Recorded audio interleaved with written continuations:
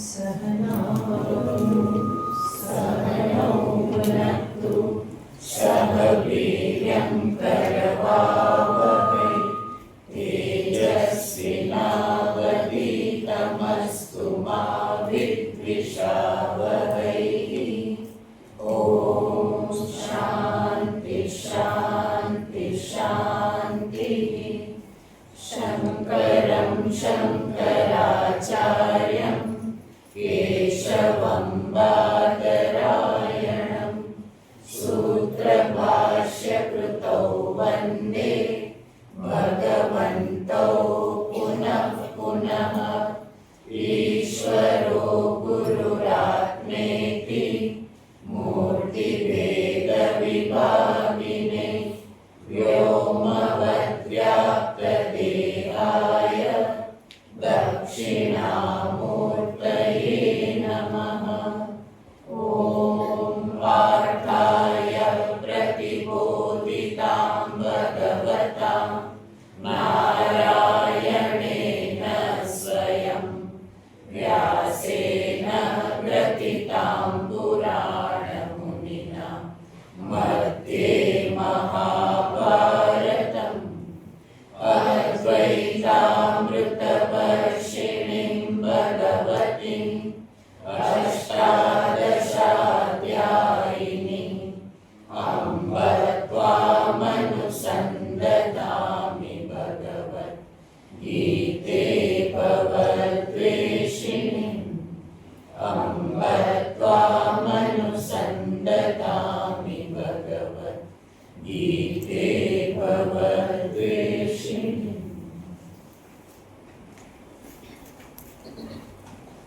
श्लोक 1। अर्जुन उवाच एवं सततयुक्ता ये भक्ताः स्वां पर्युपासते ये चाप्यक्षरमव्यक्तं तेषां के योगवित्तमाः। श्रीभगवानुवाच मय्यावेश्य मनो ये मां नित्ययुक्ता उपासते श्रद्धया परयोपेताः ते मे युक्ततमा मताः। ये त्वत्शरणनिर्देशम् अव्यक्तं पर्युपासते सर्वत्र गमचिन्त्यं च कूटस्थमचलं ध्रुवं सन्नियम्येन्द्रियग्रामं सर्वत्र समबुद्धयः ते प्राप्नुवन्ति मामेव सर्वभूतहिते रताः।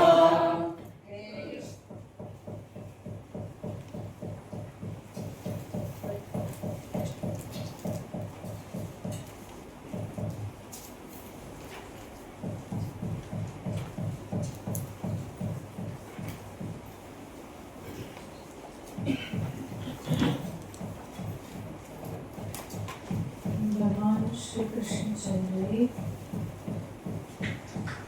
અર્જુનનો પ્રશ્નનો ઉત્તર આપતા નિર્ગુણ એવા અક્ષર બ્રહ્મ તત્વનું નિરૂપણ કર્યું. કૂટસ્થમ અચલમ ધ્રુવમ આ પ્રમાણે તત્વ નિરૂપણ કર્યું. ઉપર જે લીખો ખબર નહીં ક્યાં ચાલે છે, કટકટ નિવેશ એ શીખો છે, લોકોને ખબર નહીં કે ક્યાં ચાલે છે.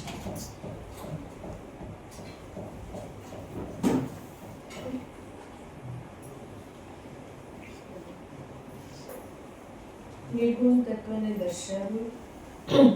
ત્યાર પછી ચોથા શ્લોકમાં આ નિર્ગુણ તત્વનો જે જિજ્ઞાસુ અધિકારી જે છે એને દર્શાવી ભગવાન કહેશે કે કેવો હોય તો એના માટે ચોથા શ્લોકમાં ભગવાને 3 શબ્દ વાપર્યા.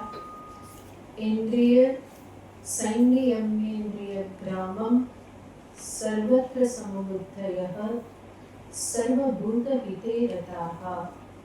આ 3 શબ્દ વાપરી અને ભગવાન એ અધિકારીને બતાવે છે, જેમાં સર્વપ્રથમ કહ્યું ઇન્દ્રિય સંયમ, જેના વિશે આપણે વિચાર કરેલો. બીજું કે છે સર્વત્ર સમબુદ્ધયઃ, જેની સર્વત્ર સમબુદ્ધિ છે.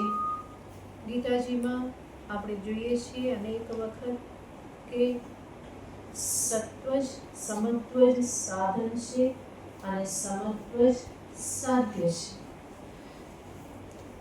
પરમાત્માનું સ્વરૂપ પણ સમસ્વરૂપ છે, ત્યાં સુધી પહોંચવાનું છે અને ત્યાં સુધી પહોંચવા માટેનું સાધન પણ સમતા જ છે. તો એને ભગવાન આ શબ્દથી બતાવે છે સર્વત્ર સમબુદ્ધયઃ, જેની સમબુદ્ધિ છે, યાની જે પોતાની બુદ્ધિમાંથી રાગ દ્વેષને લઈને ઊભી થતી જે પણ ભેદ બુદ્ધિ છે એને જે નિવૃત્ત કરતો રહે છે. જેટલા ભેદ ઊભા કરે એટલા જ રાગ દ્વેષ વધતા જાય છે. તો ભેદની નિવૃત્તિ કરતો જાય, નિરંતર આ પ્રમાણે જે દ્વંદ્વમાં પણ જે રાગ દ્વેષ પૂર્વક ભેદ થાય એની પણ નિવૃત્તિ કરતું જાય. જગત દ્વંદ્વાત્મક છે, એમાં હંમેશા સારું ખરાબ આ બધું રહેલું જ છે.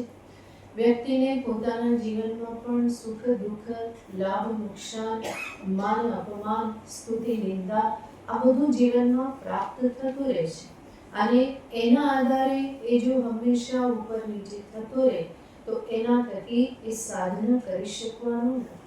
તો આ સર્વ દ્વંદ્વથી ઉપર ઉઠવું એના માટે જરૂરી છે.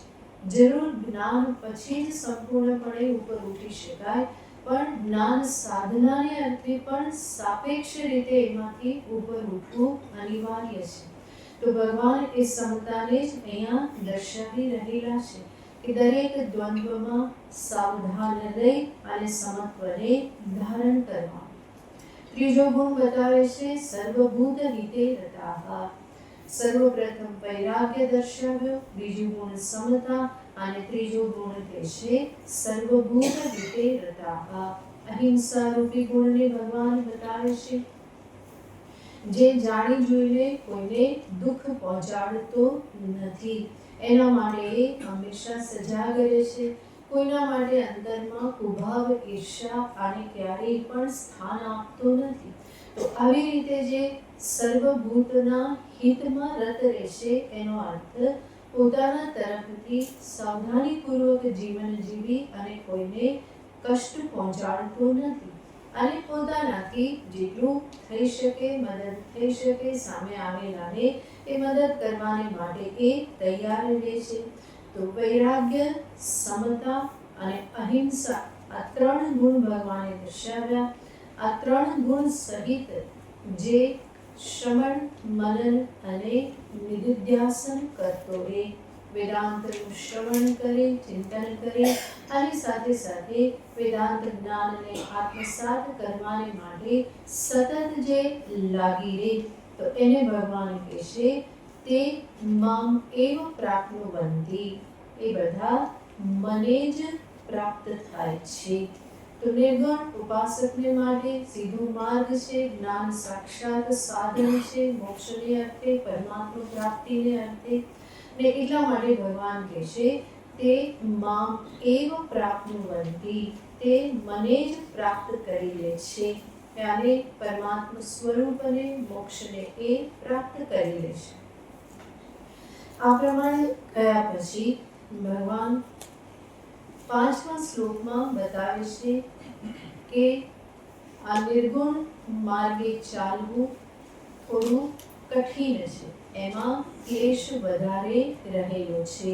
એને ભગવાન આગળ બતાવે છે क्लेशोऽधिकतरस्तेषाम् क्लेशोऽधिकतरस्तेषाम् अव्यक्तासक्तचेतसाम् अव्यक्तासक्तचेतसाम् अव्यक्ता हि गतिर्दुःखम् अव्यक्ता हि गतिर्दुःखम् देहवद्भिरवाप्यते देहवद्भिरवाप्यते क्लेशोऽधिकतरस्तेषाम् अव्यक्तासक्तचेतसाम् अव्यक्ता हि गतिर्दुःखम् देहवद्भिरवाप्यते।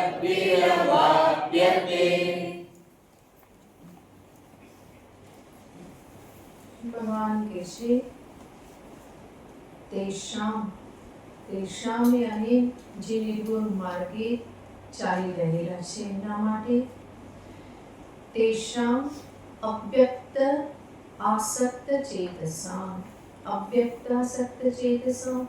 અવ્યક્ત નિર્ગુણ પરબ્રહ્મ પરમાત્મામાં જેનું ચિત્ત આસક્ત છે યાને એને પ્રેમ કરે છે એને પામવા માટે જે પ્રયત્ન કરે છે એના માટે ભગવાન કહે છે ક્લેશઃ અધિકતરઃ એમની સાધનામાં ક્લેશ કઠિનતા થોડી વધારે છે ક્લેશઃ અધિકતરઃ યાને થોડો વધારે છે એનો અર્થ શું થાય સગુણ સાધનામાં પણ ક્લેશ તો છે એવું નથી કે બધું હલવું ગપચી જવાનું છે બધું સીધું સાધું સરળ ભગવાન બધું કરી નાખશે એવું નથી સગુણ સાધના પણ ઘણી મહેનત માંગી લે છે કોઈ પણ સાધના કષ્ટરહિતની હોતી નથી સાધનાનો અર્થ છે કે મારો જે સ્વાભાવિક ઇન્દ્રિય મનનો પ્રવાહ જે છે એને બીજી તરફ વાળવાનું છે અને એ કોઈ આસાન કાર્ય તો નથી હા ક્યાંક આલંબન મળી જાય તો આસાન થઈ જાય ક્યાંક પગથિયું ચડવું હોય અને કોઈ આપણને ટેકો આપી દે હાથનો તો આસાનીથી ચડી જવાય અને એટલે આપણે ચડવું હોય તો બે હાથ લગાવો પગ ઊંચો કરો માંડ ચડો એ રીતે પણ ચડી શકાય પણ બંનેમાં કષ્ટ તો છે જ એવું નથી કે એ એકદમ સરળ છે ભગવાનના શબ્દથી જ સ્પષ્ટ થઈ જાય છે ક્લેશઃ અધિકતરઃ જ્યારે બીજામાં કેવો ક્લેશ છે તો કે અધિક તો છે જ જ્યારે આમાં શું છે અધિકતરઃ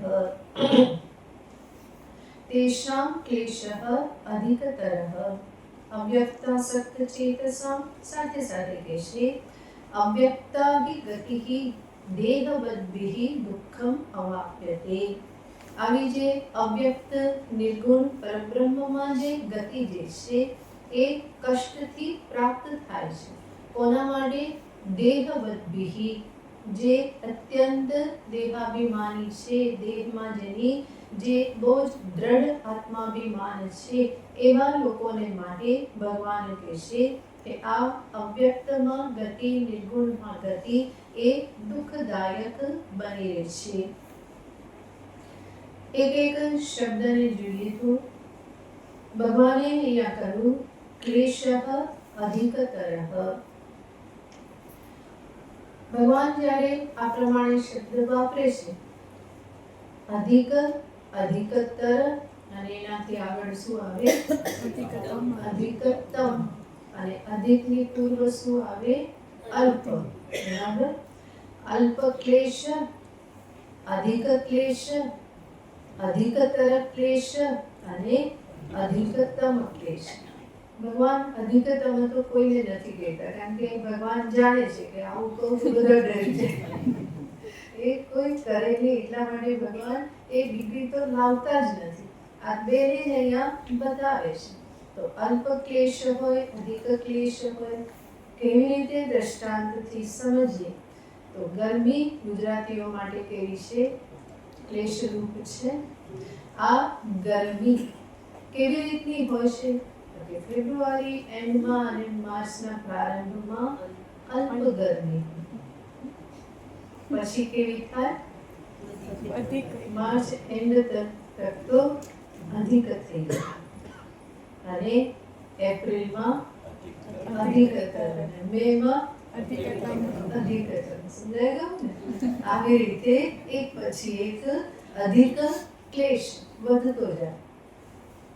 ભગવાન આ પ્રમાણે જે કહે છે કે નિર્ગુણ સાધના જે છે એમાં અધિક ક્લેશ છે. આવું ભગવાન શા માટે કહે છે? એના માટે, એને સમજવા માટે આપણે જોવું પડે કે સગુણ સાકારની સાધના જે છે અને નિર્ગુણની સાધના જે છે એમાં શું ભેદ છે, કેવી રીતનો ભેદ પડે છે અને શેના કારણે એક ક્લેશ રૂપ છે અને બીજું અધિક ક્લેશ રૂપ કહેવામાં આવે છે. જેમાં સર્વપ્રથમ જોઈએ તો સગુણ સાધના જે છે એ સગુણ સાધનાનો પ્રારંભ શ્રદ્ધાથી થઈ જાય છે અને શ્રદ્ધા જે છે એ શ્રદ્ધારૂપી પૂંજી આમ તો જીવને પહેલેથી જ મળે છે, વારસામાં ઘણું બધું. ભગવાનમાં શ્રદ્ધા, આ બધું ઘણું બધું પહેલેથી જ પ્રાપ્ત થતું હોય છે. તો એ શ્રદ્ધા જ પાયો છે, ભક્તિનો સગુણ સાધનાનો પાયો છે. તો શ્રદ્ધાથી પ્રારંભ થાય છે અને એટલા માટે એમાં બહુ તકલીફ પડતી નથી. શ્રદ્ધામયોયમ પુરુષઃ, ભગવાન 17મા અધ્યાયમાં કહેવાના છે કે મનુષ્ય કેવો છે? શ્રદ્ધાથી યુક્ત છે, એનામાં શ્રદ્ધા પ્રચુરતર છે, ક્યાંક ને ક્યાંક એની શ્રદ્ધા જોડાયેલી હોય જ છે. તો ભગવાનની જે ભક્તિ જે છે, સગુણ સાધના જે છે એનો પ્રારંભ આ શ્રદ્ધાથી જ થાય છે. નિર્ગુણ માર્ગે સાધનાનો પ્રારંભ જિજ્ઞાસાથી થાય છે. સત્યને જાણવાની જિજ્ઞાસા, તત્વને જાણવાની જિજ્ઞાસા. શ્રદ્ધા જેટલી સુલભ છે, જિજ્ઞાસા એટલી સુલભ નથી. એટલા માટે જ કહેવામાં આવે છે કે આજે અદ્વૈત નિર્ગુણ તત્વને જાણવાની જિજ્ઞાસા ઈશ્વરનો મહાન અનુગ્રહ હોય તો પ્રાપ્ત થાય. અને સાથે સાથે કહે છે કે આવી જિજ્ઞાસા જે ઉત્પન્ન થાય છે, કે જે જ્ઞાન માટેની જિજ્ઞાસા છે એ ઉત્પન્ન થઈ ગઈ અને જ્ઞાન સુધી પહોંચાડી દીધા તો સંસાર ભયથી મુક્ત કરી દે છે. મહાભયત્રાણામ, આ જિજ્ઞાસા કેવી છે? મહાન ભય, સંસાર ભયથી રક્ષા કરનાર છે. પણ તકલીફ ક્યાં છે? દ્વિત્રાણામેવ જાયતે, એ બે ચાર લોકોને જ ઉત્પન્ન થાય છે. એટલે ભગવાને પણ કહ્યું મનુષ્યાણામ સહસ્રેષુ કશ્ચિત યતતે. સાથે સાથે ભગવાન કહે છે બહુનામ જન્મનામ અંતે જ્ઞાનવાન મામ પ્રપદ્યતે સમહાત્મા સુદુર્લભઃ. આ બધાથી ભગવાન એ દુર્લભતા બતાવે છે. તો નિર્ગુણ સાધનાનો પ્રારંભ જ જિજ્ઞાસાથી થાય છે કે જે જિજ્ઞાસા એટલી સુલભ નથી, બલ્કિ અનેક વાર કહેવા છતાં પણ સત્સંગમાં રુચિ થતી નથી, શ્રવણ કરવામાં રુચિ થતી નથી. તમે બેઠેલા છો, તમે ઘણાને કીધું હશે કે આવો આવો, ઘણા વખત કહ્યું હશે, પણ કેટલા આવે? આવવા તૈયાર થતા નથી. કારણ કે એ જિજ્ઞાસા નથી, સત્યને જાણવાની, જીવનને સમજવાની એ જિજ્ઞાસા અંતરમાં પ્રગટ જ થતી નથી. તો આ બહુ જ દુર્લભ છે. તો પ્રારંભ જ કેવો બની રહેશે? દુર્લભ બની રહેશે. જબકે શ્રદ્ધા છે એ સંસ્કાર પહેલેથી જ છે. મંદિરે જવું, ભગવાનને પ્રાર્થના કરવી, સેવા પૂજા કરવી, જે કંઈ પણ તીર્થસ્થાનમાં જવું, આ બધા પહેલેથી સંસ્કાર છે. અને એટલા માટે ભગવાનમાં શ્રદ્ધા છે અને એનાથી જ ભક્તિ સાધનાનો પ્રારંભ થઈ જાય છે. તો આ પહેલો મુદ્દો છે કે જેમાં શરૂઆત જ કેવી બની રહેશે? દુર્લભ બની રહેશે. એટલા માટે પણ એ કઠિન કહેવામાં આવે છે. બીજું, સગુણ સાકાર પ્રભુની જે ભક્તિ જે છે, ઉપાસના જે છે, એમાં મનની વૃત્તિને એક આલંબન મળી રહે છે. ભગવાનના સુંદર રૂપનું એક આલંબન મળી રહે છે. પોતાના ઈષ્ટદેવનું જે સ્વરૂપ જે છે એના માટે બહુ જ મોટું આલંબન છે. લક્ષ્યમાં ટકી રહેવું ત્યાં સરળ બને છે. સગુણ સાકાર એવા પ્રભુ જેનું રૂપ જ એટલું બધું સુંદર છે કે જે ભક્તના ઇન્દ્રિય મનને એના તરફ આકૃષ્ટ કરે છે. અને એ આકૃષ્ટ કરે છે એટલા માટે જ એમાં લાગી રહેવું કેવું બને છે, સરળ બને છે. વૃત્તિને એમાં સ્થિર રાખવી, લાંબો સમય સુધી એમાં ટકી રહેવું, એ બધું સંભવ બને છે. જબકી નિર્ગુણ નિરાકાર તત્વ જે છે ત્યાં તો બધું નેતિ કરીને બધું સાફ કરી દેવામાં, બધું સફાઈ થઈ જાય પછી લાગે કે તો હવે વધ્યું શું, ક્યાં મનને રાખવું, ખબર જ નહીં પડે. આ નથી, આ નથી, આ નથી. તો ત્યાં બધું નિર્ગુણ નિરાકારમાં બધો નિષેધ કરવામાં આવે છે. અને પરિણામે મન જે છે એ કેવું થઈ જાય છે, નિરાલંબ થાય છે. ત્યાં કોઈ નામ રૂપ ક્રિયા કંઈ જ શેષ રહેતું નથી. અને એટલા માટે મનને ત્યાં ટકવું, સ્થિર રહેવું, ત્યાં પ્રવેશ કરવો, આ બધું જ કેવું બની રહેશે, કઠિન બની રહેશે. જબકી ભગવાનનું સ્વરૂપ જે છે એમાં મનને રાખવું, એની સાથે રમણ કરવું એ સરળ થઈ જાય છે. નિર્ગુણ તત્વના વિચાર કરતા કરતા મનની ગતિ અનેક વખત કુંઠિત થઈ જાય છે. જ્યારે સગુણ સાકાર તત્વની સાથે રહેતા રહેતા ત્યાં કંઈ કુંઠિતતા નથી, બલ્કિ એની સાથે અસીમ કલ્પનાઓ પણ બધી થઈ શકે છે. મનને એ વિહાર કરવા માટે બહુ જ મોટું ક્ષેત્ર મળી રહે છે. વૃત્તિઓને દબાવવી પડતી નથી. સગુણ સાકાર પ્રભુનું નામ છે, રૂપ છે, એની ક્રિયા છે, ચેષ્ટા છે, એ ભગવાન આપણા જેવા બની રહે છે. એટલા માટે જગન્નાથજી બીમાર થઈ ગયા છે. અત્યારે દર્શન ના થાય, બીમાર થઈ ગયેલા છે. જગન્નાથજી પહેલા સ્નાન કરે 100 ઘડાથી. હમણાં જે પૂર્ણિમા ગઈ એની સ્નાન પૂર્ણિમા કહેવાય. એ સ્નાન પૂર્ણિમાએ જગન્નાથજી 100 પાણીના ઘડા, સોનાના ઘડા ભરેલા હોય એનાથી સ્નાન કરે. 100 ઘડાથી સ્નાન કરે તો પછી થાય શું? આપણા જેવું એમને પણ તાવ આવી જાય, બીમાર પડી જાય. બીમાર પડે એટલે પછી તાવ આવે, શરદી થાય એટલે ઉકાળા પીવે. આપણે જે પણ કરીએ બધું જ ભગવાન કરે. એ બીમારીમાં જ ફરી પાછું આંખમાં ઇન્ફેક્શન થઈ જાય, આંખો આવી જાય જગન્નાથજીની, પાટા બાંધી દેવા પડે. તો આ બધું જ થાય. એટલા માટે ભક્તને કેવું લાગે, બહુ સારું લાગે. પ્રભુની સાથે આ રીતે રહેવામાં એને બહુ સારું લાગે. મારી સાથે જ છે જગન્નાથજી. આ અનુભવ એ બહુ સહજ રીતે કરી શકે છે. પાછા એ જગન્નાથજી નગર યાત્રાએ પણ નીકળે, રથયાત્રા નીકળે, બધાના ખબર લેવા માટે નીકળે કે બધું બરાબર ચાલી રહ્યું છે કે નહીં. નગરમાં જગતનો નાથ છે ને, તો બધાની રક્ષા કરે, બધાની ખબર લે. એ બધાને દર્શન આપવાને માટે આ પ્રમાણે યાત્રામાં નીકળે છે. સાંભળીને કેવું સારું લાગે. તમે કેટલું હસ્યા. નિર્ગુણની વાત આવે તો જરાય હસવું આવે. બધા એકદમ ટાઈટ થઈને બેસે, સમજવા માંગે, એમાં કઈ હસવું આવે નહીં.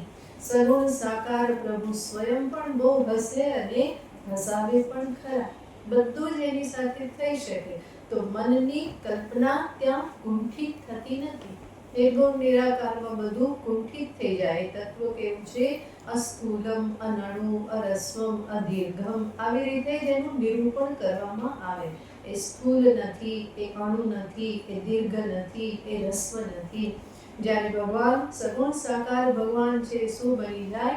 તો કે અણુ પણ બની જાય, મહાન પણ બની જાય, વામનમાંથી વિરાટ પણ થઈ જાય. એટલું જ નહીં, ફરી પાછું સૂક્ષ્મ રૂપ પણ ધારણ કરી લે, બાલ મુકુંદ પણ બની જાય અને વિરાટ પણ બની જાય. હનુમાનજી પણ કેવા રૂપ ધારણ કરે? સૂક્ષ્મ રૂપ ધારણ કરે, મહાન રૂપ પણ ધારણ કરે. સુરસાના મુખમાં પ્રવેશી ગયા ને કાનમાંથી નીકળી ગયા. હવે આ રૂપ કેવું? તો કે સૂક્ષ્મ રૂપ છે.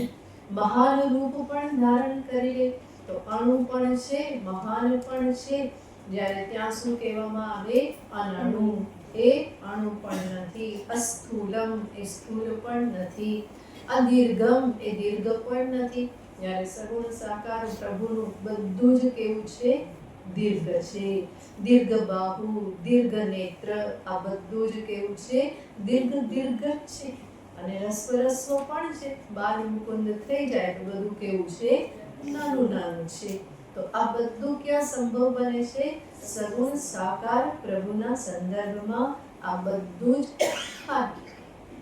એ બીમાર પણ પડે, એ સ્નાન પણ કરે, એને ભૂખ પણ લાગે, તમે ભોગ લગાવો તો એ આરોગી અને પ્રસાદ કરીને પાછું આપે. અસ્થૂળ અનણુને શું ભોગ લગાવવા? નિર્ગુણ નિરાકારને શું ભોગ લગાવ? એને તો ભૂખ જ લાગતી નથી, પેટ જ નથી, તો એને ભોગ કેવી રીતે લગાવવાનો? તો જે સગુણ પ્રભુ જે છે, સાકાર પ્રભુ જે છે, એની સાથે આ બધું જ સંભવ બને છે. એ રમે પણ ખરા, એ બીમાર પણ પડે, પડી પણ જાય, લાગી પણ જાય, બધું જ થાય. એના માટે યશોદાબૈયા કેટલી માનતાઓ પણ માને. કોના માટે? ભગવાનને માટે જ ભગવાન પાસે શું કરે? માનતાઓ માને. કેટલા બધા દેવી દેવતાઓની માનતા માને. કનૈયાને કંઈ પણ થાય તો કેટલું બધું કરાવી દે, નજર પણ ઉતારી દે, એને નજર પણ લાગી જાય. તો આ બધું જ ત્યાં સંભવ છે. તો સગુણ સાકાર પ્રભુની સાથે કલ્પના કુંઠિત થતી નથી, બલ્કિ કલ્પનાને છૂટો દોર મળી જાય છે. એટલું જ નહીં, એની સેવા પૂજા ધ્યાન આદિમાં પણ છૂટો દોર મળી જાય છે. રત્નૈ કલ્પિતમાસનમ હિમજલૈઃ સ્નાનમ ચ દિવ્યાંબરમ. ભગવાન શ્રીજીની માનસ પૂજા કરો તો એમાં સૌથી પહેલા શું કહી દેવામાં આવે? રત્ન જડિત સિંહાસન. ઘરમાં એકેય રત્ન ના હોય અને પોતે પણ ક્યાં બેઠેલો હોય? તો કે પ્લાસ્ટિકની ખુરશી પર બેઠેલો. તો ભગવાનને શું કે? રત્ન જડિત આસન આપના માટે તૈયાર રાખેલું છે. છત્ર ચામર યોર યુગમ વ્યજનકમ. કેટલું બધું ભગવાનની માનસ પૂજામાં આ પ્રમાણે કલ્પના કરો, કોઈ એમાં બંધ નથી. નિર્ગુણનું જ્યારે ચિંતન કરો તો શું કરવું પડે? આને આને આને, અને એમ કરતા કરતા બધું ખાલી થઈ જાય. હું દેહ નહીં, મન નહીં, પ્રાણ નહીં, ઇન્દ્રિય નહીં, બુદ્ધિ નહીં, તો છું શું કે? તો કલ્પના કેવી થઈ જાય છે? કુંઠિત થઈ જાય છે. યોગ્ય રીતે એમાં પ્રવેશ કરવો એ આસાન નથી. જરૂર લાગી રહે તો ધીમે ધીમે પ્રવેશ થાય છે, પણ આસાનીથી એમાં પ્રવેશ થઈ શકતો નથી. એટલા માટે એ કઠિન બની રહે છે. ત્રીજો મુદ્દો છે સગુણ સાકાર પ્રભુ જે છે એની સાધનાના પ્રારંભમાં પહેલેથી જ વિવેક વૈરાગ્યાદિની અપેક્ષા રાખવામાં આવતી નથી. પહેલા જોયું એમ શ્રદ્ધાથી જ પ્રારંભ થઈ શકે છે. વિશેષ અધિકારીત્વની અપેક્ષા રાખવામાં આવતી નથી.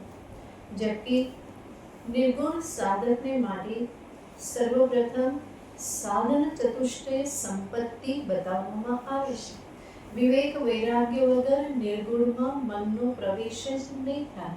તો એ દ્રષ્ટિએ પણ નિર્ગુણ સાધના થોડી કઠિન થઈ જાય છે અને સગુણ કેવી થઈ જાય છે? આસાન. જરૂર ભક્તિના માર્ગમાં પણ જેમ જેમ આગળ વધે એમ ભક્તને માટે પણ એ બધા ગુણો કહેવામાં આવે જ છે.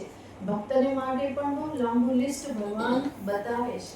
એવું નથી કે ભક્તને બીજા કોઈ ગુણોની જરૂર જ નથી. સર્વ ગુણોની આવશ્યકતા છે, પરંતુ પહેલેથી જ એની જરૂર નથી. એવું નથી કે પહેલા પૈસા આપો પછી મળે. જ્યારે નિર્ગુણમાં કેવું છે? પહેલા પૈસા રોકડા પછી વસ્તુ મળે. ભક્તિમાં એવું નથી. ઉધાર ચાલે. શરૂઆત કરી દો, અનુકૂળતા હોય એમ આગળ આગળ વધતા જજો. એટલા માટે એ નિર્ગુણ કરતા આસાન છે. એનાથી આગળ બીજો મુદ્દો છે, જે સગુણ સાકાર પ્રભુની હું ભક્તિ કરું છું, ઉપાસના કરું છું, એ ભગવાન એ તત્વ સ્વયં કેવું છે? ભક્ત વત્સલ છે. ભગવાનનો આ મુખ્ય ગુણ છે, ભક્ત વત્સલતા. અને પ્રભુ ભક્ત વત્સલ હોવાથી ભક્તને ઘણી બધી સહાય મળી જાય છે. ઘણું બધું કાર્ય એનું કેવી રીતે થઈ જાય છે? ભગવત કૃપાથી થઈ જાય છે. કારણ કે પ્રભુ સ્વયં કેવા છે? ભક્ત વત્સલ છે, પ્રેમ પરાધીન છે, ભક્તને વશ થઈ જાય છે. એવા ભક્ત વત્સલ પ્રભુની ઉપાસના ભક્તને માટે કેવી બની રહેશે? સરળ બની રહેશે. જ્યાં પણ અટકે તો સહારો મળી જાય છે. તો ભક્ત વત્સલ નામ જ છે. અને એટલા માટે ભક્તને ભરોસો હંમેશા રહેશે કે પ્રભુ મારી સાથે છે. અને એ ભરોસાથી જ એની સાધના, એનો માર્ગ જે છે એ ઘણો સરળ થઈ જાય છે. ભગવાન સ્વયં પણ ભાગવતમાં કહે છે, અહમ ભક્ત પરાધીન. હું કેવો છું? ભક્ત પરાધીન છું. સ્વતંત્ર ઇવ દ્વિજ. કહેશે હું અસ્વતંત્ર છું, ભક્ત પરાધીન છું, ભક્તના પ્રેમને હું વશ થઈ જનારો છું. ભાગવતમાં આ પ્રમાણે ભગવાન સ્વયં કહે છે. અંબરીશ આખ્યાનમાં આ પ્રમાણે ભગવાનના મુખમાં આ શ્લોક મૂકવામાં આવેલો છે. જ્યારે દુર્વાસા મુનિ ભાગતા ભાગતા જાય છે અને ભગવાનની પાસે કહેશે કે મને રક્ષણ આપો, આપના ચક્રથી રક્ષણ કરો, ત્યારે ભગવાન સ્વયં શું કહેશે? હું તો ભક્ત પરાધીન છું. તમારે આનાથી રક્ષણ જોઈતું હોય તો મારા ભક્ત અંબરીશની પાસે જઈ અને માફી માંગો, એ જ આપી શકશે. હું તો એને પરાધીન છું. તો ભગવાન સ્વયં આ શબ્દ ભાગવતમાં કહેશે. એટલું જ નહીં, સાથે કહેશે સાધુભીર ગ્રસ્ત હૃદય ભક્તેહી ભક્તજન પ્રિય. હું તો કોણ છું? ભક્તજન પ્રિય છું. અને આવા સાધુ ભક્તો વડે શું થયેલું છે? કહેશે મારું હૃદય એ લોકોએ લઈ લીધેલું છે. હું એમના પ્રેમથી ગ્રસ્ત થઈ ચૂકેલું છું. એટલું જ નહીં, સાથે ભગવાન કહેશે ये दारागार पुत्राप्तान प्राणान वित्तमिमं परम हित्वा मां शरणं याता कथम तांस त्यक्तुम उत्सहे. ભગવાન કેટલા પ્રેમાળ શબ્દો કહે છે કે જે આ દારા, પગાર, પુત્ર, આપતાન યાની પોતાના સ્વજનોને છોડીને, ધન આદિ છોડીને, વિત્તમિમં પરમ પ્રાણાન આ બધું જ છોડી અને મામ શરણમ યાતાહ જે મારા શરણે આવેલા છે, કથમ તાંસ ત્યક્તુમ ઉત્સહે એમનો હું ત્યાગ કેવી રીતે કરી શકું, એમને હું કેવી રીતે છોડી શકું. તો ભગવાન સ્વયં પ્રેમને પરાધીન છે, ભક્ત વત્સલ છે. આવા પ્રભુની ઉપાસના કેવી બની રહેશે? સરળ બની રહેશે. બીજી બાજુ નિર્ગુણ ઉપાસના જે છે ત્યાં ભક્ત જિજ્ઞાસુ જે છે એ કોને બોલાવે? પેલા તો સાંભળતા પણ નથી. પ્રાર્થના કોની કરે? નિર્ગુણ તત્વમાં તો આમાંનું કંઈ છે જ નહીં. ત્યાં ભક્ત વત્સલ જેવું કંઈ છે જ નહીં. ભક્ત ભગવાન જેવા ભેદ ત્યાં રાખવાના નથી, તો એ આશરો ત્યાં એને પ્રાપ્ત થતો નથી. તો સ્વબળે ઘણું બધું કરવાનું રહે છે. એટલા માટે સમજાવતા કહેવામાં આવે કે આ જે સગુણ ઉપાસના જે છે, સગુણ સાકાર ઉપાસના એ કેવી છે તો કે એરેન્જ મેરેજ છે. અને નિર્ગુણ કેવી છે? બોલો બોલો. સમજી ગયા? એરેન્જ મેરેજમાં શું હોય કે મેરેજ માતા પિતાની સંમતિથી બધું જોઈને કરવામાં આવ્યા હોય, એટલા માટે જવાબદારી કેવી થઈ જાય? 50-50 થઈ જાય. જે સંતાનના લગ્ન થયા, માતા પિતાએ જોઈ છોકરી મંજૂરીથી થયા, તો કંઈ થાય તો પછી સાથે સાથે માતા પિતા પણ એને મદદ કરે, કે તકલીફ થઈ હોય તો એ મદદ કરે. પણ લવ મેરેજ કર્યા હોય તો તું લાવ્યો છે, તું સંભાળ.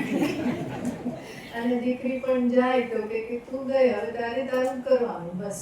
તો એ શું છે? Love marriage. એટલા સંભાળવું પડે. આ તને સમજાય એટલે આવું કહું છું. તો જે સગુણ ઉપાસના એમાં કોઈકનું આલંબન છે, સહારો છે. જ્યારે અહીંયા એવો નિર્ગુણ તત્વ તરફથી એવો સહારો મળતો નથી. આ જરૂર નિર્ગુણ તત્વનો જે સાધક જે છે એને પણ સહારો જોઈતો હોય તો કોનો લેવો પડે છે? ભગવાનનો જ સહારો લેવો પડે છે. નિર્ગુણ તત્વ તરફથી કોઈ સહારો મળતો નથી.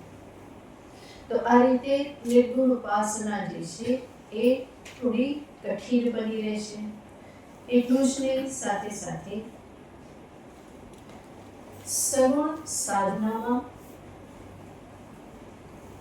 એક એટલું સુંદર આલંબન મળી રહે છે કે જેના થકી એ સ્વયં જ્ઞાન સાધનાને માટે અધિકારી બની જાય છે. નિર્ગુણ સગુણ સાધના એને જ્ઞાન માટેનો અધિકારી બનાવી દે છે.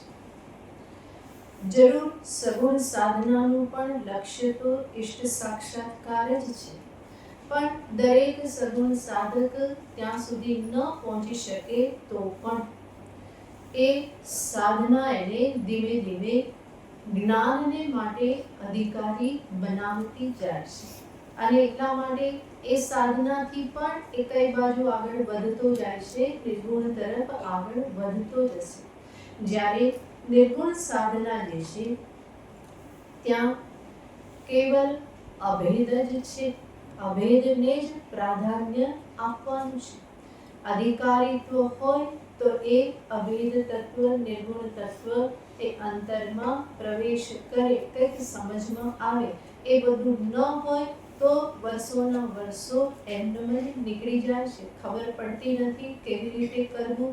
ભક્તિનો સહારો ન લે તો એ નિરાલંબ બની જાય છે. નિર્ગુણ તત્વનું ચિંતન થોડી વાર થાય અને ફરી પાછું સીધું ક્યાં પહોંચી જાય? સંસાર ચિંતનમાં પહોંચી જાય. ભક્તિ હોય તો વચ્ચે એ અટકી શકે છે. તો આવી રીતે નિર્ગુણ અને સગુણ ઉપાસના જે છે એમાં આ પ્રકારના બંને ભેદ છે કે જેના પરિણામે સગુણ ભક્તિ જે છે સરળ બની રહેશે અને નિર્ગુણ સાધના જે છે કેવી બની રહેશે? અધિક ક્લેશવાળી બની રહેશે. ક્લેશ અધિકતરઃ. ભગવાને એટલા માટે જ આ પ્રમાણે કહ્યું.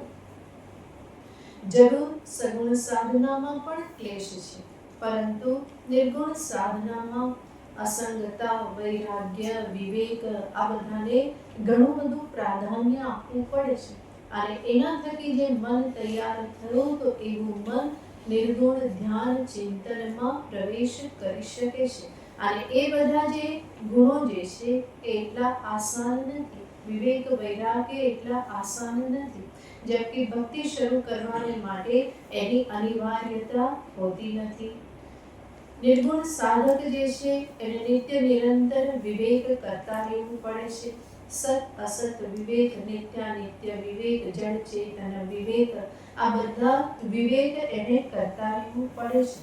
અને એટલા માટે બુદ્ધિ શુદ્ધ હોવી, જગત તરફથી મન નિવૃત્ત થયેલું હોવું આ બધું બહુ જ જરૂરી બની જાય છે. તો આ અર્થે કહેવામાં આવે છે કે અધિકતર ક્લેશઃ અવ્યક્તાસક્ત ચેતસામ. અવ્યક્તમાં જે આસક્ત છે એને જ પામવા માંગે છે એવી વ્યક્તિઓને માટે થોડો અધિકતર ક્લેશ. એટલું જ નહીં, સાથે સાથે કહેશે અવ્યક્તા હિ ગતિર દુઃખમ દેહવદ્ભિઃ અવાપ્યતે. અવ્યક્ત ગતિ, અવ્યક્તમાં આગળ વધવું એ દેહવદ્ભિઃ દેહાસક્ત જે છે એના માટે કઠિન બની રહેશે. પર્યાપ્ત વૈરાગ્ય, અસંગતા આદિ ન હોય તો દેહમાંથી જ બુદ્ધિ જલ્દી બહાર નીકળતી નથી. સર્વપ્રથમ કાર્ય તો એ જ કરવું પડે છે. સ્થૂળ સૂક્ષ્મ દેહથી આત્મતત્વ વિલક્ષણ છે, એનાથી અસંગ છે. એના વિકારોથી, એના પરિવર્તનોથી એ ક્યારેય પણ પરિવર્તિત થતું નથી. આ જે આત્મતત્વ નિશ્ચય થવો એ પણ આસાન નથી. અને જ્યાં સુધી આ આત્મતત્વનો નિશ્ચય ન થાય તો આગળ એ જ આત્મા બ્રહ્મ છે, અહમ બ્રહ્માસ્મિ, એ નિશ્ચય પણ કરવો સંભવ બનતો નથી. તો દેહની સાથે એટલી બધી આસક્તિ છે, એટલું બધું તાદાત્મ્ય છે કે ક્ષણભર માટે એનાથી પોતાને અલગ જોવો એ મુશ્કેલ થઈ જાય છે. તો આ જે ચિંતન એ એટલું આસાન ચિંતન નથી, ઘણું બધું કઠિન બની રહે છે દેહાસક્તિના કારણે. ભક્તિ કરવાને માટે આ છોડવાની જરૂર નથી. તે જ દેહ મનથી ભગવાનની સાથે જોડાવાનું છે, સંબંધ બાંધવાનું છે, રહેવાનું છે, તો એ સરળ થઈ જાય છે. પણ દેહથી ભિન્ન પોતાનો નિશ્ચય કરવો, એનાથી આગળ પોતાનો વ્યાપક ચૈતન્ય રૂપે નિશ્ચય કરવો, એનાથી આગળ અદ્વિતીય બ્રહ્મ સ્વરૂપે નિશ્ચય કરવો, આ બધું કોઈ આસાન નથી. જગતના સંદર્ભમાં પણ જગત હંમેશા સત્ય જ લાગતું હોય છે. એ જગતની અનિત્યતા, અસારતા કે એની અસત્યતાને આત્મસાત કરવી એ પણ ઘણું બધું કઠિન બની રહે છે. ભગવાનની સાથે હંમેશા ભેદપૂર્વકનો જ સંબંધ છે. હું અહીંયા છું અને ભગવાન ઉપર બેઠેલા છે, એને હંમેશા દૂર રાખ્યા છે. હું અહીંયા છું અને ભગવાન મંદિરમાં છે તો દૂર રાખેલા છે, ભેદપૂર્વક જ એમને જોયેલા છે.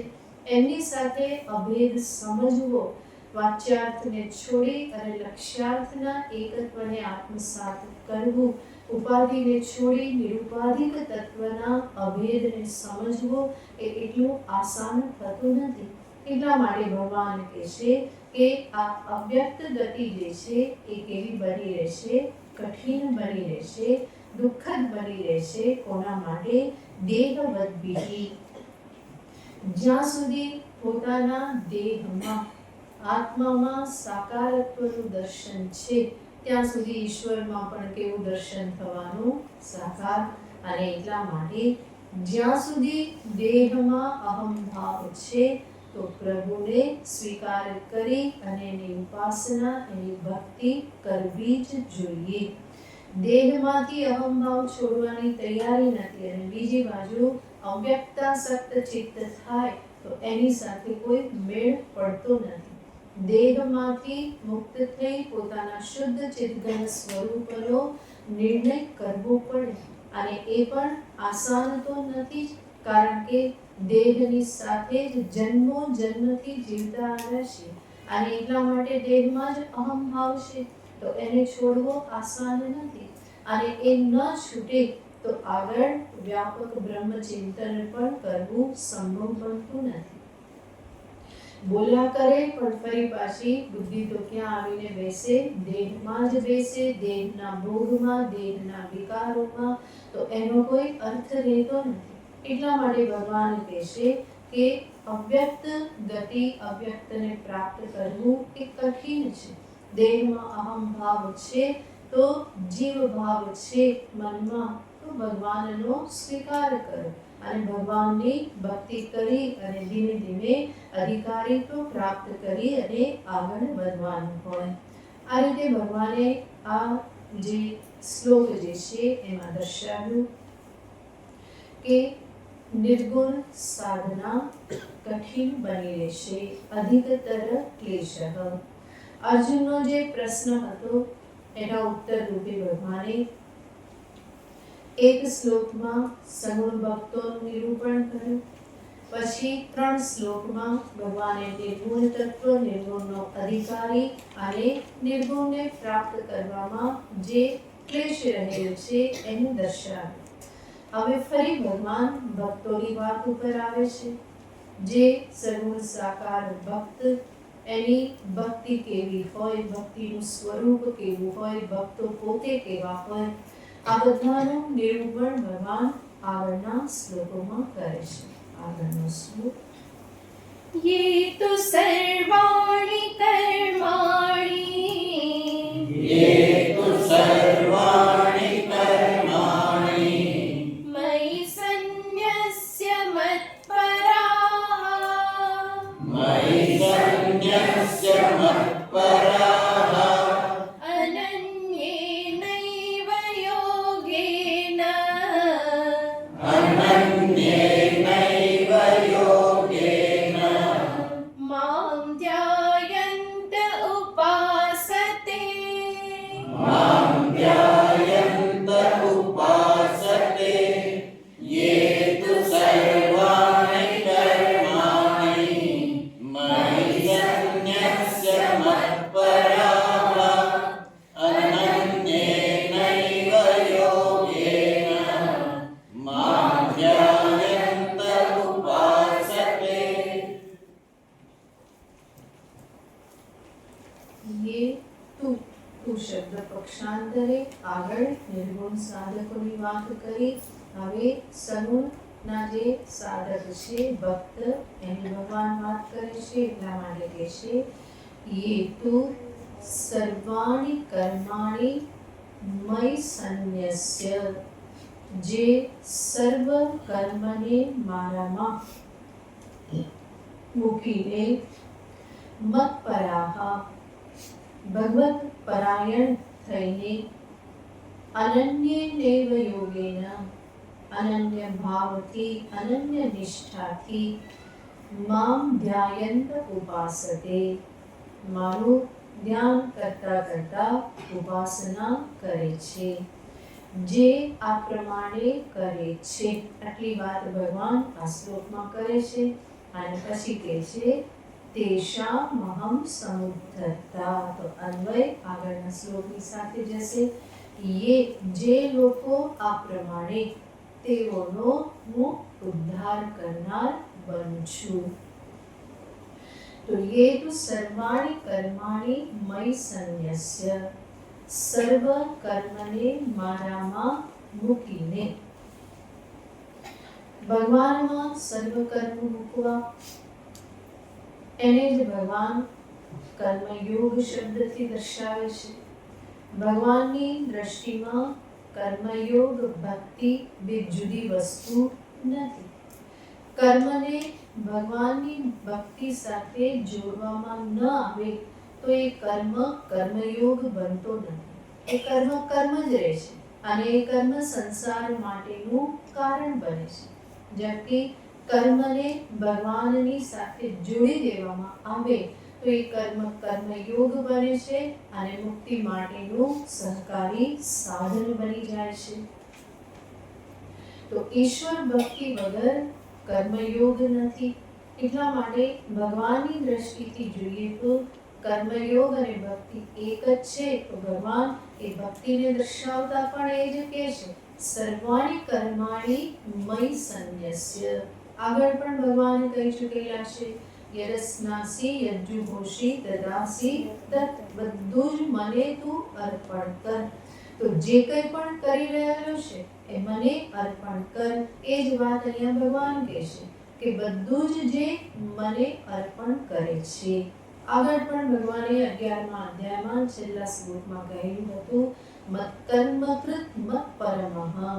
કેવું બનતું મત કર્મ કૃત, મારા માટે કર્મ કરનારો. હવે જોશો તો ભગવાન એક સમાન વાત આ બધા જ અધ્યાય અને બધા શ્લોકમાં કરી રહેલા છે. તો અલગ અલગ વસ્તુ નથી, ભગવાને જે ત્યાં 9મા અધ્યાયમાં કહ્યું એ જ 11મા અધ્યાયમાં કહ્યું, એને જ ભગવાન 12મા અધ્યાયમાં કહી રહેલા છે. આને જ ભગવાને 3જા અધ્યાયમાં પણ કહેલું હતું, 10મામાં પણ કહેલું હતું.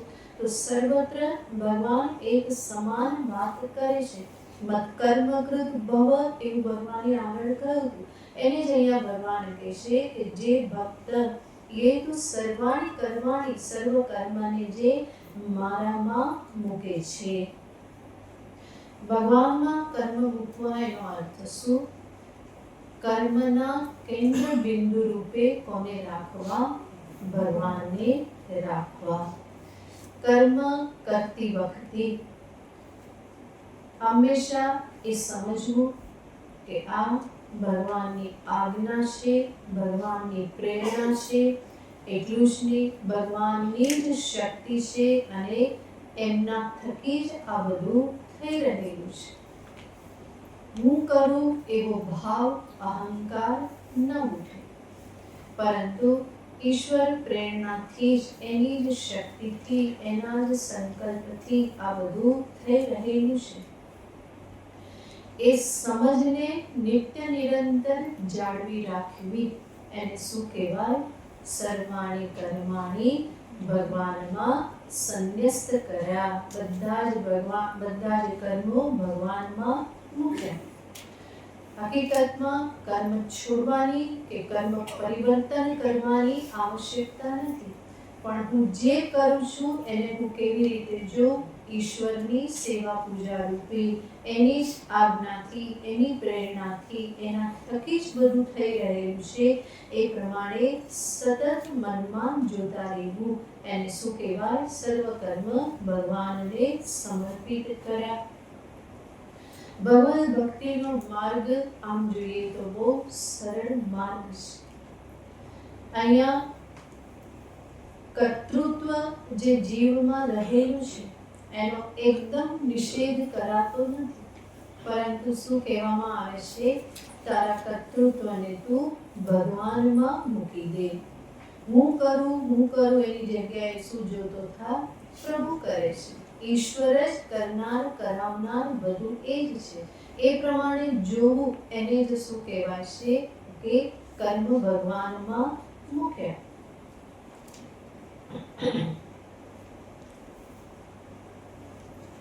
એટલું જ નહીં, ભગવાનની ઉપાસના અનેક રીતે થઈ શકે.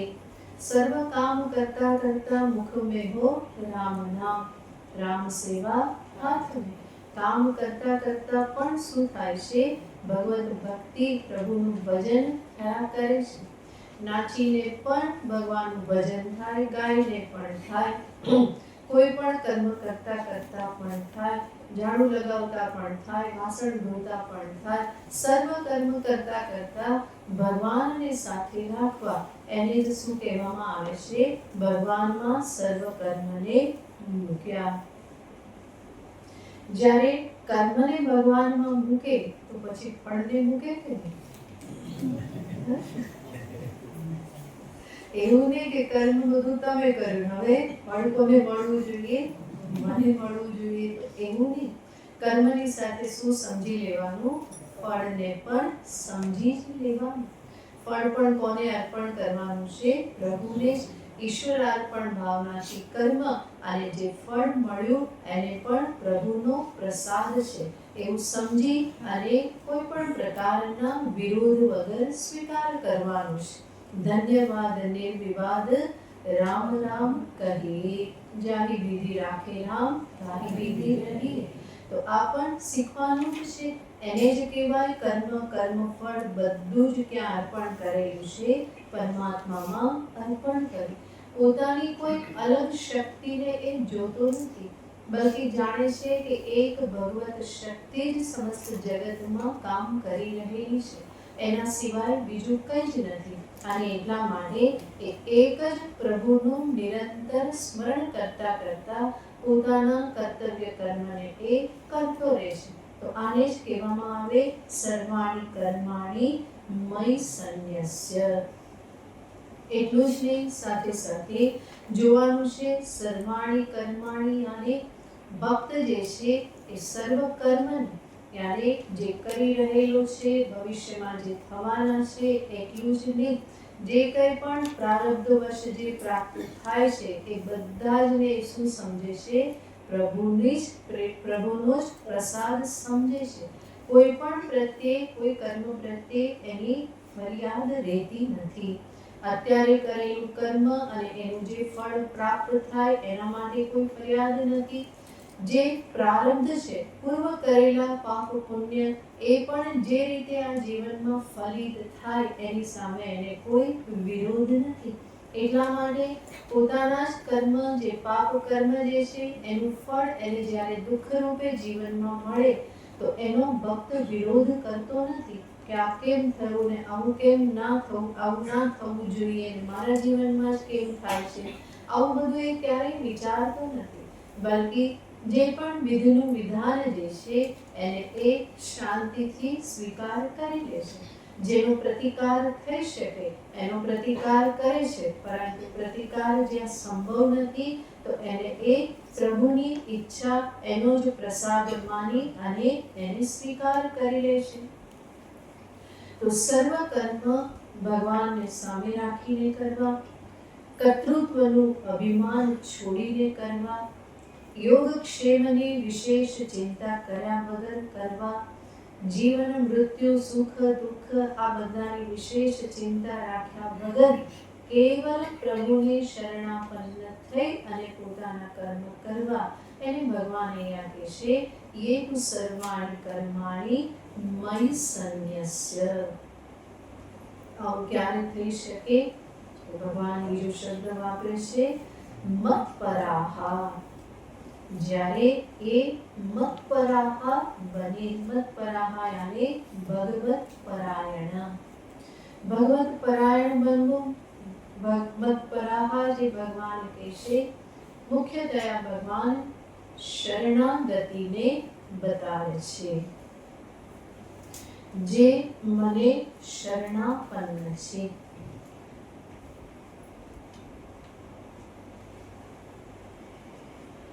મત્પરાહા પ્રુઃ ધાતુ પરથી પર શબ્દ આવેલો છે. પ્રુઃ પાલન પોષણ યોગો, એના પરથી પર શબ્દ આવેલો છે. તો એનો અર્થ થાય મત્પરાહા યાને જે જાણે છે ભગવાન જ મારા પાલક છે.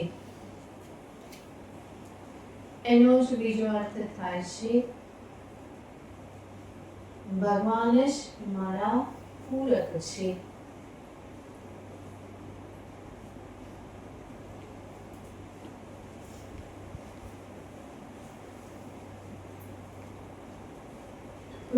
પાલન પૂર્ણ યોગો એવી ધાતુ છે.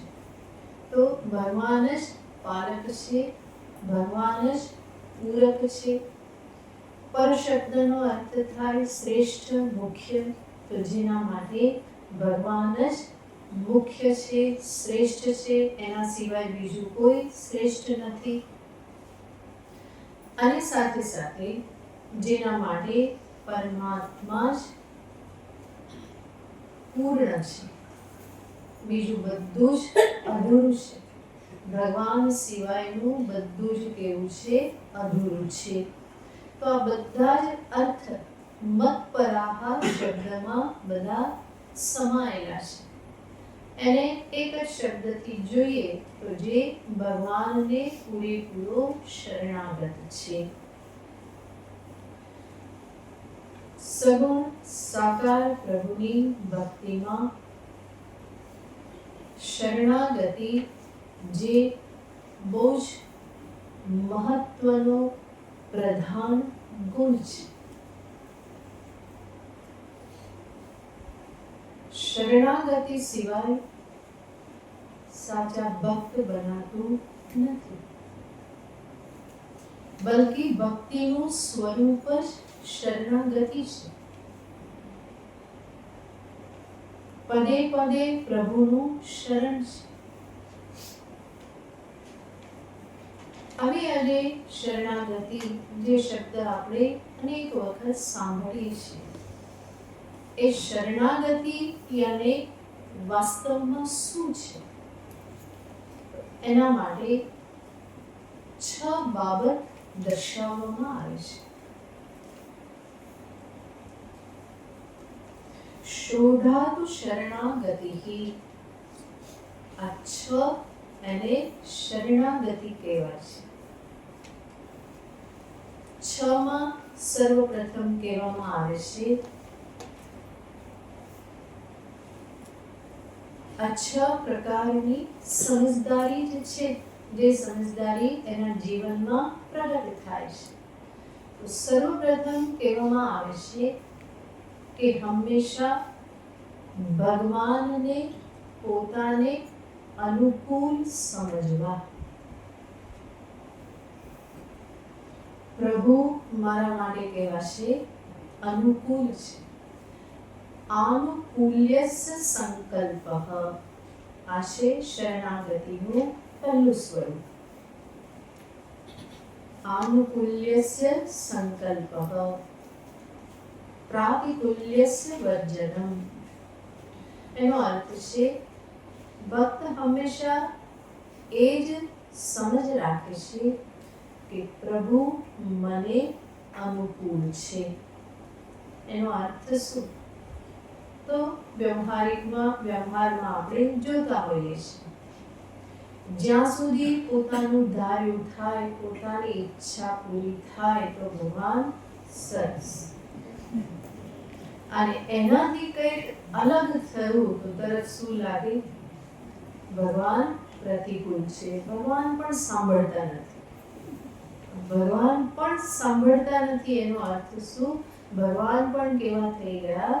મારાથી પ્રતિકૂળ થઈ ગયા.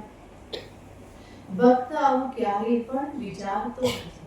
એ હંમેશા શું વિચારે છે? પ્રભુ મને અનુકૂળ જ છે. હરિ કરશે તે મમ હિતમ. ચાહે જીવનમાં ગમે એવા દુઃખ આવે પણ ભક્તની એ સમજદારી હંમેશા રહેશે કે આ જે દુઃખ આવ્યું એ મારા જ કર્મનું પરિણામ છે. અનુકૂળતા પ્રતિકૂળતા મારા જ કર્મના આધારે હોય છે. ભગવાન એમાં કંઈ વિશેષ કરતા નથી, બલ્કે ભગવાન તો હંમેશા અનુકૂળ જ છે. મારા જ કર્મનું ફળ દુઃખ આવે તો પણ મને દુઃખ સહન કરવાની શક્તિ પ્રદાન કરે છે, સહાય પ્રદાન કરે છે. દુઃખ એમણે આપ્યું નથી. દુઃખ શેના થકી મળે છે? પોતાના જ કર્મનું ફળ છે. તો એ ભક્ત હંમેશા જુએ છે, જેવી રીતે બાળક બીમાર હોય અને માં એને પકડીને દવા પીવડાવે, નાક દબાવી મોઢું ખોલીને દવા પીવડાવે, ત્યારે એ માં બાળકને કેવી લાગતી હોય? આજે આટલો પ્રેમ કરતી હતી, આવી કેવી થઈ ગઈ એવું લાગે. પણ એ માં પણ એ જે કાર્ય કરે છે ત્યારે પણ એના મનમાં શું છે? બાળકનું હિત જ છે. ક્યારેય પણ એ પ્રતિકૂળ ભાવથી એને એ આપતી નથી, બલ્કે એ આપે છે ત્યારે પણ એને અનુકૂળ જ છે. એમાં કોઈ પ્રાતિકૂલ્ય ભાવ તો છે જ નહીં. તો ભક્ત હંમેશા આ સમજે છે, મારા જીવનમાં જે કંઈ પણ થઈ રહ્યું છે એ મારા કર્મનું પરિણામ છે અને પરમાત્મા હંમેશા મારી સાથે છે, મને અનુકૂળ જ છે. મારા સુખમાં, મારા દુઃખમાં એ હંમેશા સાથે છે. એ ક્યારેય પણ પ્રતિકૂળ થતા નથી. માતા પિતા સંતાનથી પ્રતિકૂળ થતા નથી. આપણે બધા જ ભગવાનની સંતાન છીએ એવો ભાવ હોય, અંશી ભાવ જે શરૂમાં જોયેલું હતું એના જ સંતાન છીએ, તો એ માતા પિતા પ્રભુ માતા પિતા છે. એ કેવી રીતે પ્રતિકૂળ હોઈ શકે? તો શરણાગતિનું પહેલું સ્વરૂપ છે આનુકૂલ્યસ્ય સંકલ્પઃ. પ્રભુ પ્રત્યે કેવો સંકલ્પ કરે? એ હંમેશા મારે અનુકૂળ જ છે. નરસિંહ મહેતા શું કે? પત્ની ગયા તો કે ભલું થયું, ભાંગી ઝંઝાટ, સુખે વધશું શ્રી ગોપાલ. એમાં પત્ની નડતા નહોતા. મહેતાની હતા ત્યારે બહુ પ્રેમથી રહેતા હતા અને નરસિંહ મહેતા શું સમજતા હતા? મહેતાણી છે, કામ કરી લે છે તો પ્રભુ ભજન સરસ રીતે થાય છે. જતા રહ્યા તો ભગવાનને વિરોધ કરતા નથી કે ફરિયાદ કરતા નથી કે કેમ આવું કર્યું મારી સાથે, શા માટે આવું કર્યું, તમને શું સૂઝ્યું. ઘણા તો ભગવાનને કે તને શું મજા આવે છે. જાણે કે ભગવાનને બીજાને દુઃખી કરીને મજા લેવી હોય. ભગવાન એ પ્રમાણે નથી, ક્યારેય પણ કોઈને દુઃખી જોવા ઈચ્છતા જ નથી. પણ જીવના પોતાના જ કર્મના ફળ છે તો એ તો એને ભોગવવા પડે. દુઃખ આવે ત્યારે એની સાથે ઊભા રહેશે, ઘણી બધી સહાય સાથે સાથે મોકલી દેશે. તો એ પ્રભુની જ પ્રેરણા છે, એમનો જ સહારો છે કે જેથી હું આ દુઃખદ પરિસ્થિતિમાંથી હું સારી રીતે પસાર થઈ શકું. તો ભગવાન તો હંમેશા અનુકૂળ જ છે. તો નરસિંહ મહેતા આવું કે તો એ બંનેમાં શું જુએ છે? અનુકૂળતા જ જુએ છે. જ્યારે હતા ત્યારે પણ અને નથી તો પછી શું વિચારે કે ચાલો હવે બીજું વિચારવું નહીં, પૂછવું નહીં કે તું ખાધું કે ના ખાધું, કેમ છે શું છે, જલ્દી આવવાની ચિંતા નહીં. પ્રભુ ભજનમાં રાત બહાર રહો કોઈ ચિંતા નહીં. એટલા માટે એ શું કે ભલું થયું ભાંગી જાણ સુખે ભજશું શ્રી ગોપાલ. તો પહેલા પણ એવું જ કહેતા હતા કે સુખે જ ભજશું શ્રી ગોપાળ સાથે હતા તો ત્યારે એવી અનુકૂળતા હતી. નથી તો હવે બીજા પ્રકારની અનુકૂળતાને એ જોઈ લે છે. પણ હંમેશા વિશ્વાસ શું રહેશે? પ્રભુ મને અનુકૂળ જ છે. પ્રાતિકૂલ્યસ્ય વર્જનમ, પ્રતિકૂળ છે એવા ભાવનો હંમેશા ત્યાગ. આ શરણાગતિનું સ્વરૂપ છે. પ્રભુ હંમેશા અનુકૂળ છે, ક્યારેય પ્રતિકૂળ નથી. મારું ધાર્યું ન થયું તો ભગવાન પ્રતિકૂળ થઈ જતા હોય છે. પણ સંતો કહેશે તમારું પોતાનું ધાર્યું ન થાય ત્યારે ખુશ થવું. શું સમજવું? કોનું ધાર્યું થયું? પ્રભુનું ધાર્યું થયું.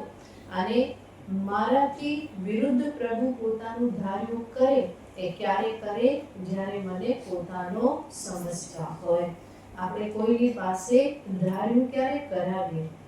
એની સાથે પ્રેમ હોય ત્યારે, પોતાના હોય એની પાસે જીદ કરે કે ના આમ જ કરવાનું. તો ભગવાન પણ ભક્તને પ્રેમ કરે છે.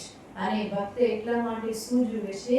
મારું ધાર્યું ન થયું તો મારા પ્રભુનું ધાર્યું તો થયું. અને એમાં ભક્ત હંમેશા ખુશ રહે છે. આમ પણ ભક્ત જાણે છે કે ધાર્યું ધરણી ધરનું થાય. અને એટલા માટે એ વધારે કોઈ દંપછાડ કરતો નથી. પ્રતિકૂળતા આવે તો એનાથી ભગવાનની સામે છાતી કાઢીને ઊભો રહેતો નથી કે તમે આમ કર્યું, તમે આમ કર્યું, મેં આટલી ભક્તિ કરીને આટલા ભજન કર્યા અને આટલું તમારા મંદિરમાં દાન કર્યું છતાં પણ આવું કરું. એવું ભક્ત કહેતો નથી. ભક્ત હંમેશા શું જુએ છે? જે પણ પ્રાપ્ત થયું સર્વમાં પ્રભુ અનુકૂળ જ છે, ક્યારેય પણ પ્રતિકૂળ છે નહીં. તો આ શરણાગતિના આ બે સ્વરૂપ થયા.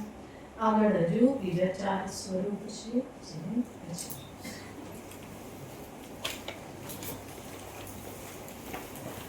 ઓમ પૂર્ણમદ પૂર્ણમિદં પૂર્ણાત પૂર્ણમુદચ્યતે પૂર્ણસ્ય પૂર્ણમાદાય પૂર્ણમેવાવશિષ્યતે. ઓમ શાંતિ શાંતિ શાંતિ. હરિ ઓમ શ્રી